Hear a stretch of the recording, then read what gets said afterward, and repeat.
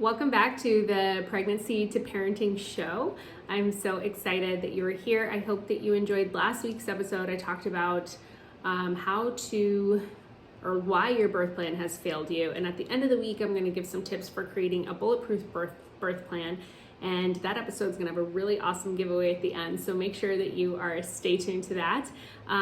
If you are watching this, you can see I'm wearing baby Carlo here. If you're listening, you might hear him breathing, making some coos, and hopefully not fussing. He has been fussy lately. He's only really taking good naps unless he's on me, or if he's on the couch in the living room, which is a struggle because I have 2 toddlers and a dog running around. So if he's napping on the couch in the living room, it only works out if I'm like sitting next to him and doing some work there, and I'm not like constantly having to protect him from a jumping child or a licking dog. So I'm wearing him today. If you follow me on Instagram, you'll see that we're dealing with some latch issues, some fussiness. I don't want to say the word colic.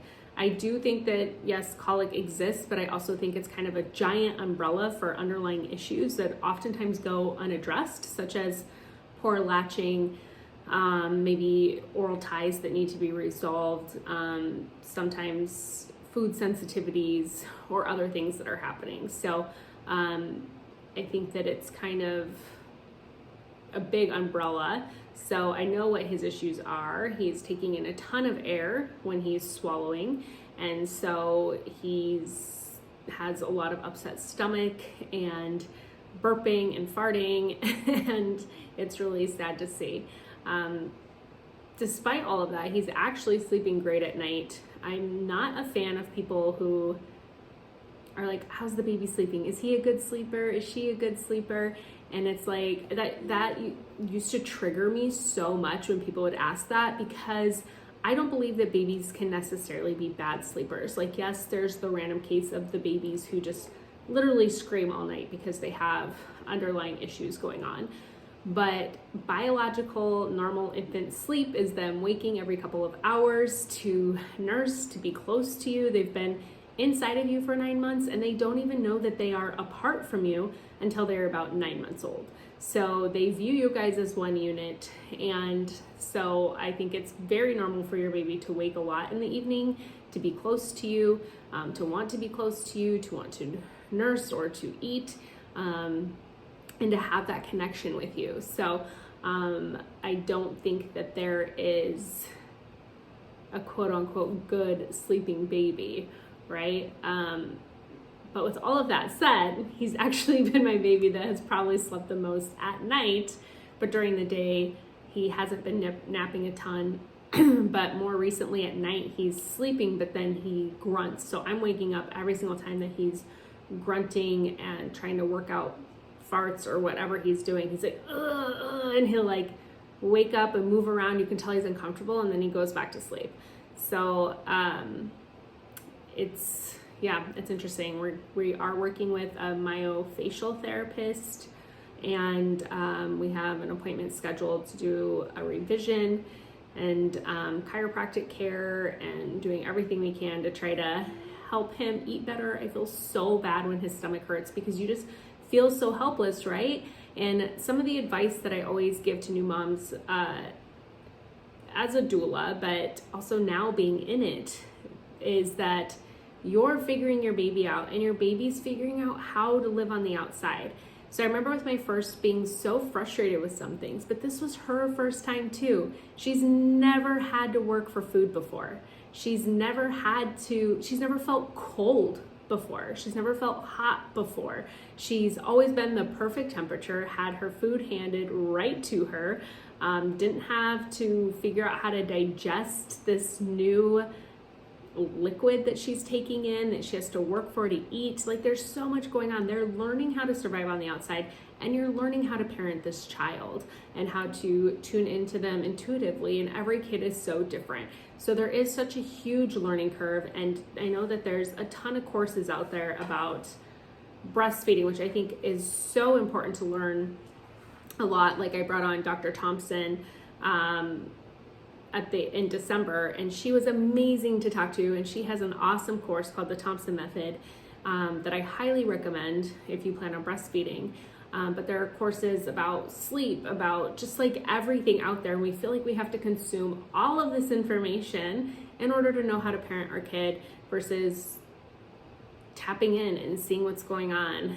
And I think that there can definitely be a healthy balance, but also we have come very far away. With my first, I took every single course, multiple courses, paid hundreds of dollars to try to figure out how to get my kid to sleep, how to make sure that they're hitting every milestone, to make like tracking all this stuff. And by like kid number 3, like I'm not tracking anything. I don't have any of those apps. I'm not tracking his sleep. I'm not tracking his eating. At his pediatrician appointment this week, she's like, how often is he nursing? I'm like, oh, I knew you guys were going to ask this. I was going to try to keep track, but just on demand. She's like, nope, on demand's an answer. Like you can say that. And I'm like, oh, perfect. Then he's nursing when he's hungry. He's sleeping when he's tired. There's not like a pattern or a rhythm. So it's important for you to find that balance within as well. So I'm excited about today's little education episode that we're going to have. We're going to talk about weight gain in pregnancy. So this is something that's also, as I said, like when people ask like triggering questions and they're like, oh, is he a good baby? You're like, there's no such thing as a bad baby. Like weight gain in pregnancy was very triggering for me. I've shared in past episodes before that I struggle with an eating disorder for a really long time. Thankfully have been fully healed from that for, oh man, I don't even know, 8 years now. And like, it's not even a thought in my mind, and I'm so, so grateful for that.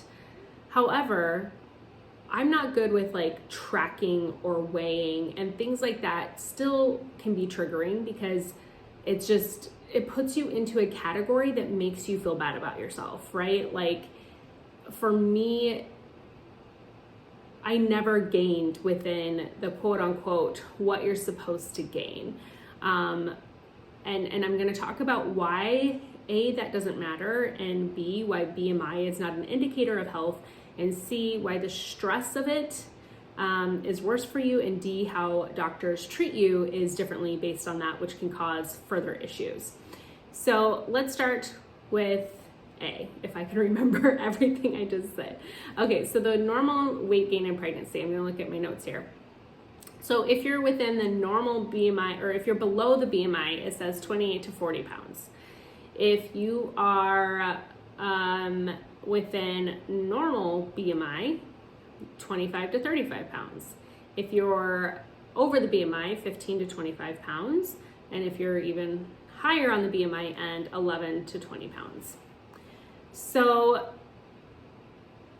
now that I've stated what the guidelines are for healthy weight gain in pregnancy, I want to talk about, this is based off of the BMI and why the BMI is not an indicator of health. BMI is your body mass index. So it's taking your height, your weight, and all of that into consideration to come up with your body mass index. And there's what's normal, quote unquote healthy.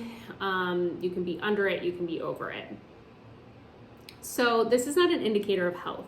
Just because you're within the normal range does not mean that you're healthy. And a lot of people over the range of the BMI are healthy.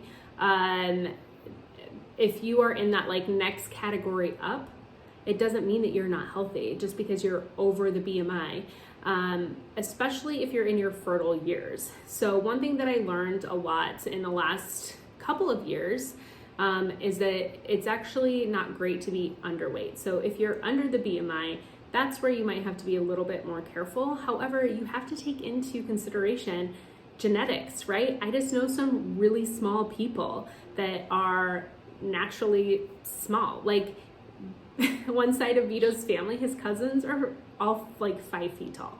So they're just tiny humans. And so that is a genetic thing, right? And sometimes people might be worried about that. Like, oh, well, you're really small. Can you even birth a baby? Don't even get me started on that. There's no such thing as like a too small of a pelvis. If your doctor tells you that, please get a new one.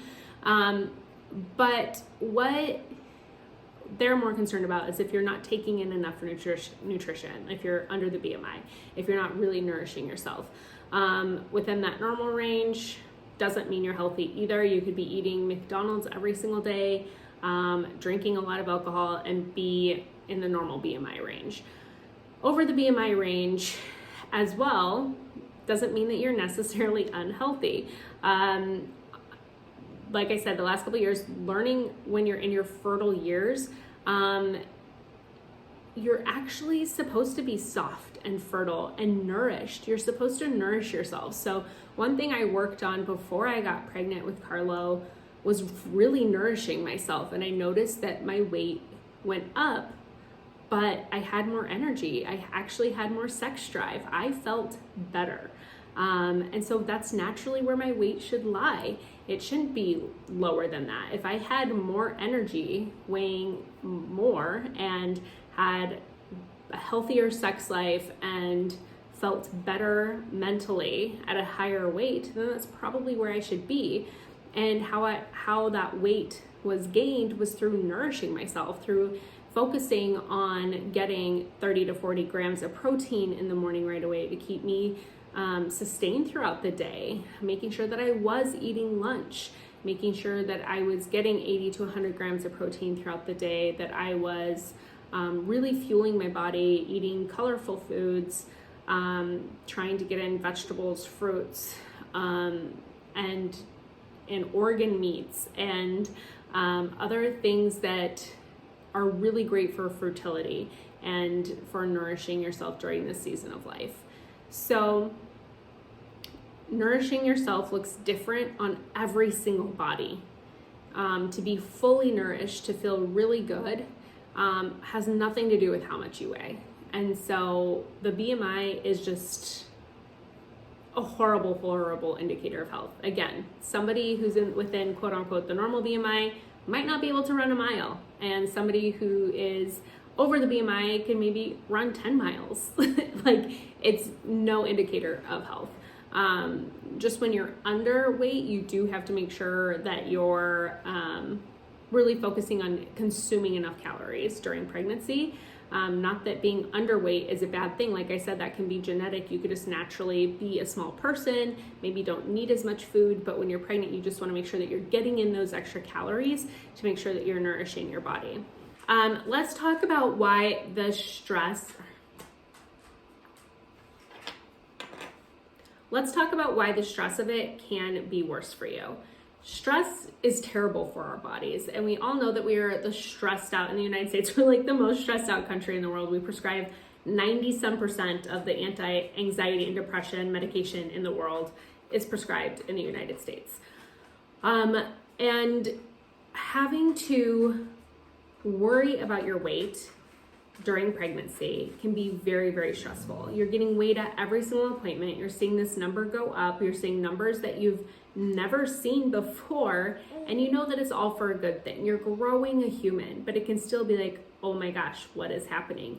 And then especially if you have a provider who is like saying that they're worried about your weight gain, that can add extra stress because they're introducing different interventions or different things that they think need to happen in order to, track your weight gain or to tell you to not gain as much weight in pregnancy, which is pretty crazy.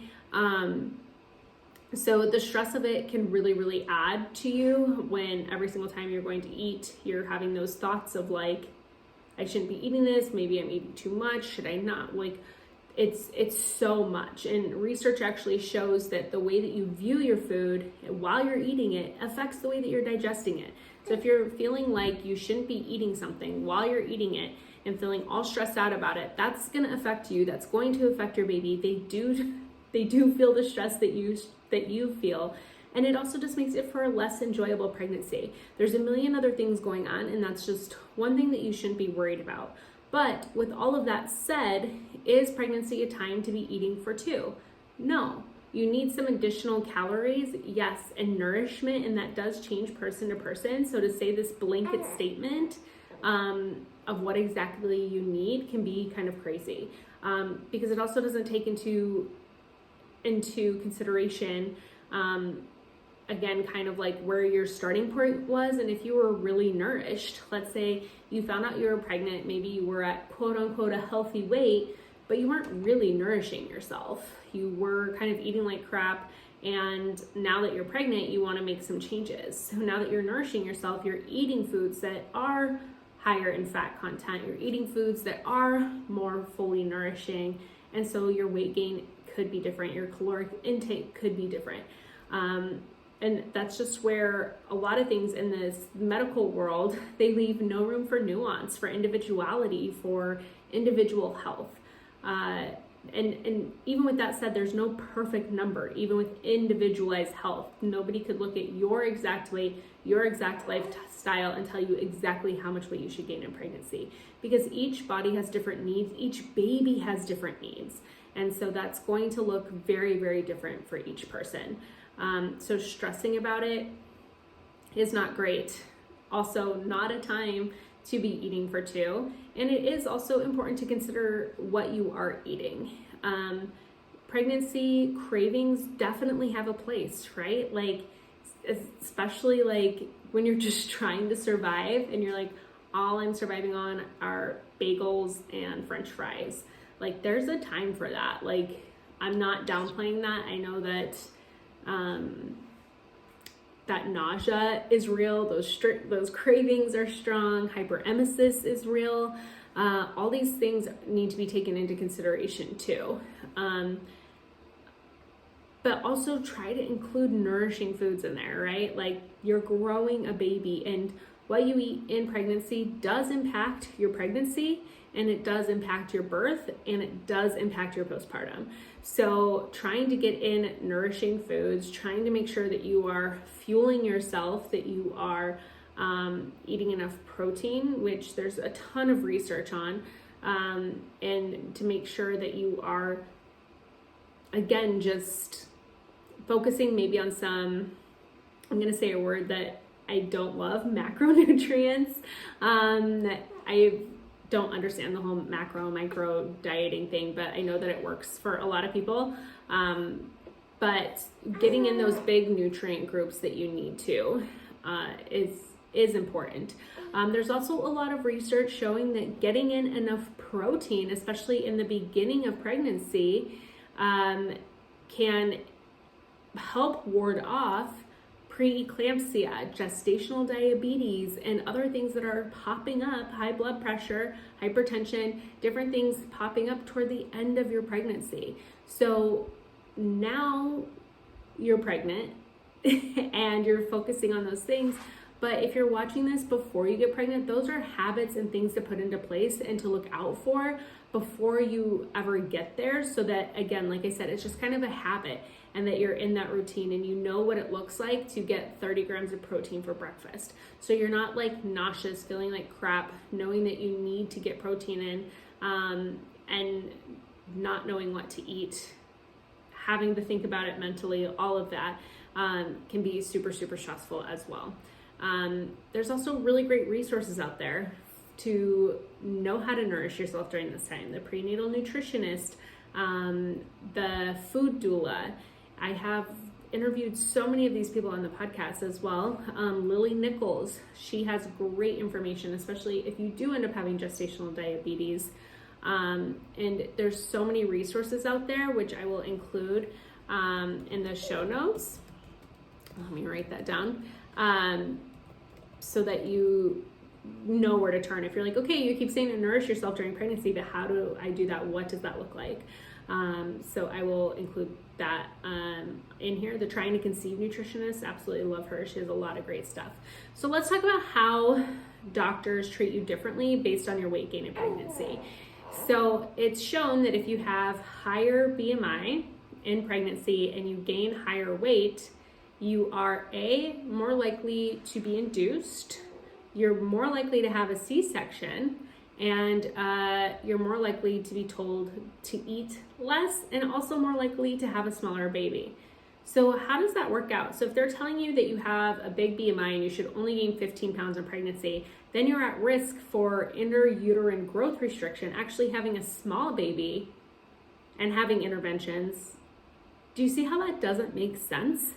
Like, even if you're over a BMI, you still need to nourish your body and your baby during pregnancy. So to tell you that you need to lose weight during this time, or you need to, or that you can only gain 10, 15 pounds during this time can be kind of crazy. Again, it's all about nourishment. It's about nourishing your body, nourishing your baby, and you need to be nourished in order to have a baby. So this isn't, again, a time to like eat like crap and eat for two and eat whatever you want because you're pregnant. It's a time to really think about your baby and your baby's future health and your birth and what that's going to look like in your postpartum. So taking all that into consideration is a way better ground versus weight, right? It's about feeling nourished, nourishing yourself, wanting to nourish your baby, feeling nourished postpartum, because the nutrients that you're taking in now, you're going to have nutrient stores. You have nutrient stores going into pregnancy that get depleted, and then into postpartum they get even more depleted. So you want to make sure that you're building up good nutrients in your body. So doctors are going to treat you differently. You're more likely to get induced. You're more likely to have a C-section and to potentially have a small baby, either a large or a small baby. The large usually comes with gestational diabetes, tend to have slightly larger babies, but once they tell you that you have a big baby, they're going to want to induce you, and that leads to higher C-section rates as well. So you need to know evidence on that, because that is not evidence-based at all. But it is important to know that you can advocate for yourself. I'm going to share a little bit about my weight gain in pregnancy before we wrap this up. I've never fallen, again, within that normal range of weight gain. I think with my first two, I gained around 45 pounds. With my third baby, I think when I was, by the time I was like 28 weeks, I had gained 45 pounds. I just gained very, very differently with Carlo, and I focused on nutrition way more with Carlo. But I actually stopped weighing myself at that point. Thankfully, I had really supportive providers who they knew that that wasn't a judgment of my health. They knew that by talking to me, getting to know me, by me answering questions, that's a better indicator of my health versus anything that would show up on a scale. So they were supportive of me denying all of my weight checks after that point. I did weigh myself at home at one point, and I think I had gained about 60 pounds. And I decided to not weigh myself anymore because it doesn't matter. And I'm like, okay, I don't need to see the number. It doesn't matter. I just need to focus on being healthy for myself and for my baby. And like I said, thankfully my midwives were very, very supportive of that. And they'd say, you want to get weighed today at your appointment? And I'd say, nope. And so if you're at an appointment and you don't want to be weighed and they are asking you or telling you that you have to be, just know that you can decline. And if they're like, no, we have to get your weight, you can say, I understand that you're doing your job, but I respectfully decline. It's not going to give them an indicator of your health. The only thing that maybe at one point, if there is severe rapid weight gain, especially toward the end, that could be a sign of preeclampsia. But again, that's not a good indicator that you have it. Your blood pressure that they're taking at every single appointment, which I would not ever deny a blood pressure check. That's really important information to have in pregnancy. Your blood pressure, that's a better indicator. And then if you're having chronic high blood pressure, then they're going to test your urine for protein in it. That will tell them that you have preeclampsia. Weight gain alone is not an indicator of preeclampsia. It's not an indicator of gestational diabetes alone either. So again, it's not showing them something specific. There's other ways to test and to indicate different underlying issues that might need to be addressed besides weight gain.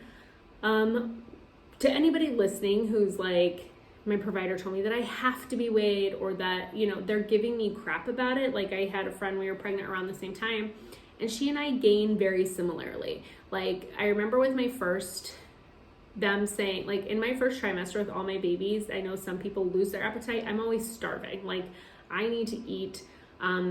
With all my pregnancies, by the time I was 15 weeks pregnant, I had gained 20 pounds. And all my pregnancy apps that I'm reading are saying, oh, you're in your second trimester now. You're probably starting to get an appetite back. People around this time usually have gained 5 pounds.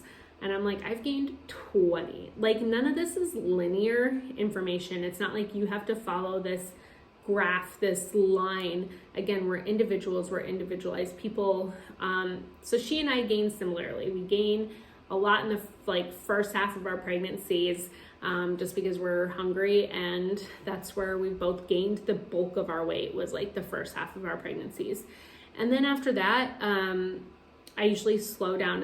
In the third trimester, slow down a little bit. Then the last month, like, don't really gain much at all. Although I feel like I'm eating pretty similarly throughout my whole pregnancy. So those apps aren't necessarily helpful. But she had a provider saying they were worried about her weight gain in the beginning, that she was gaining too much too soon. And I told her that is a huge red flag. If your provider's telling you, oh, you're not following this graph, you've gained way too much information way too soon, that is a red flag. That is a huge red flag of how they're going to treat you throughout your pregnancy, that you're going to get stressed out at every single appointment, that you're going to be treated differently toward the end of it. And I would just ask them, be like, well, what does that mean? And they wanted to test her early for gestational diabetes, which they did, and she was negative. I think they tested her 3 times and she was negative. But it's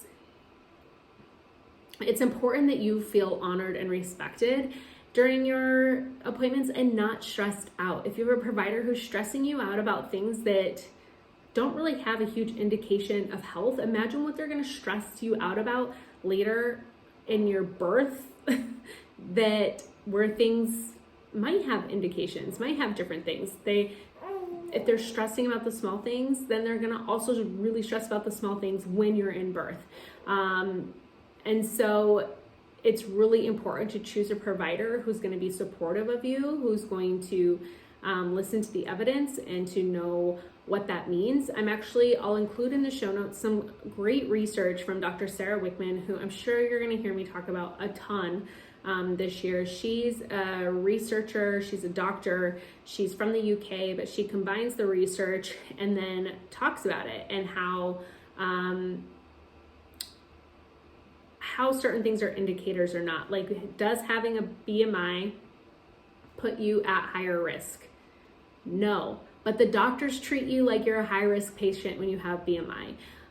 That's also a very important detail that I left out at the beginning of this. Having a higher BMI at the beginning of pregnancy is going to put you into a high-risk category, even though you are not high risk. So that is something to talk about your provider about. Are you going to be treated high risk throughout your whole pregnancy? You're definitely going to be treated high risk throughout your birth, and that could affect your plans and what you want to do. So research shows that people with higher BMIs who choose midwifery care have way better outcomes than people with higher BMIs who choose obstetric care. So that is just something to take into consideration. So it's not the BMI, it's the provider. That is kind of the problem here, and research backs that up, and I will link some in the show notes to you. So all of this to say, try to nourish yourself during this time. Don't stress too much about it, but do be aware of what you are fueling your body with. Not just the food that you're putting in your body, the nourishment, even in your mind, the people that you're listening to, the stuff that you're consuming from family and friends, the horrible birth stories that they're sharing with you, the scary advice that they're giving you, the just you waits that they're telling you. Pay close attention to everything that you're consuming during this time in your life. All right, we are going to wrap this episode up. Make sure you reach out to me with anything that you have questions on. I love, obviously, talking about all of this stuff. And if you are listening to today's episode, we're going to do another gift card giveaway. And all you have to do to enter this one, it's going to be a $20 gift card to either Target, Amazon, or Starbucks. You can let me know. Screenshot this episode so that I know you're listening to it, and either DM me at Instagram or you can email me at elizabeth@elizabethjoy.co, and I will send you a gift card. The winner, only one, not everybody who does it, only one person. The gift card drawing is going to be January 31st, which is my birthday, and that is when the entry for this closes. So if you're listening far into the future, do not enter this. January 31st, 2024. Although I love when you guys share that you're listening to the podcast. I absolutely love it. So make sure that you enter this to be a part of the gift card drawing. And I'm really excited to continue talking to you this week with these shorter episodes, giving you some education and some information, which is what I could nerd out on all day long. All right, guys, have a great day, and I will have another episode for you tomorrow.